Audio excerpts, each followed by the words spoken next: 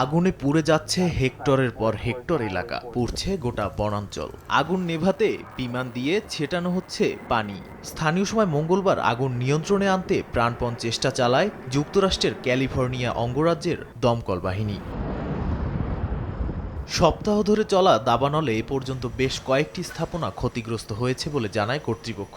বাতাসের গতি বেশি থাকায় আগুন দ্রুত বিভিন্ন জায়গায় ছড়িয়ে পড়ছে। শুধু লস অ্যাঞ্জেলেসে পুড়ে গেছে 15,000 হেক্টর বনভূমি।